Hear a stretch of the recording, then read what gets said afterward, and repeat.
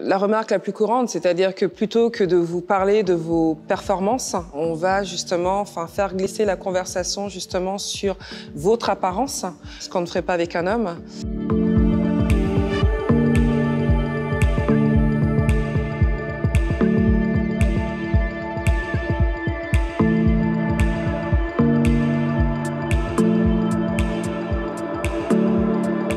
Moi, j'ai trouvé en tout cas que la boxe était une formidable école de la vie. C'est un sport qui m'a appris à être endurante, à être organisée également, parce que avec l'âge, il a fallu concilier travail et pratique sportive de haut niveau.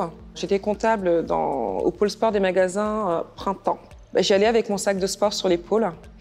Donc voilà, je faisais ma journée de boulot.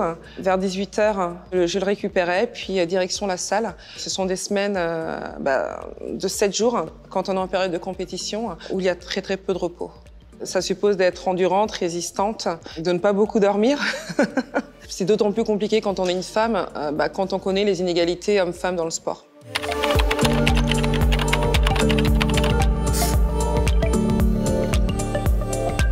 C'est une différence de traitement médiatique, donc par conséquent aussi des publicitaires qui sont moins à même de nous sponsoriser. C'est une différence de traitement salarial. Pour ce qui est de la boxe anglaise, au niveau qui était le mien, les hommes justement avaient accès à l'INSEP, avaient accès à des bourses justement qui leur permettaient de se concentrer que sur leur pratique sportive.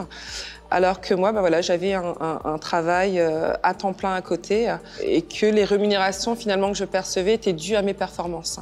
Donc pas de performance, pas de rémunération. C'est aussi beaucoup de misogynie dans la manière justement dont on montre le sport, dont on parle de la pratique sportive féminine. Quand je décide de faire de la boxe, ce n'est pas pour marcher sur les plates-bandes des hommes, c'est juste parce que c'est un sport qui me plaît, qui me nourrit, qui me fait du bien. C'est arrivé dans une salle de sport et on se rend compte que on n'a pas pensé à réserver un vestiaire pour les femmes parce que les hommes sont beaucoup nombreux et qu'ils ont tendance justement à investir pleinement l'espace.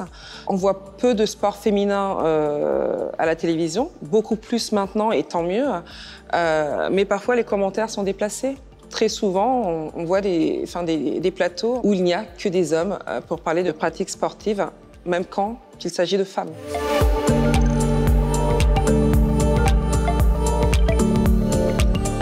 Mon accident, c'était le jour de mon 28e anniversaire, lors de la finale des championnats du monde à New Delhi. J'entends mon cou craquer à un moment donné. Je souffre d'une fracture des cervicales. Donc une blessure qui mettra un terme à ma carrière. Avec le recul, je me dis que c'était peut-être le bon moment parce que ça m'a permis justement de faire plein d'autres choses après. Sciences Po Paris, j'ai fait plein de conférences, j'ai voyagé, j'ai écrit des livres.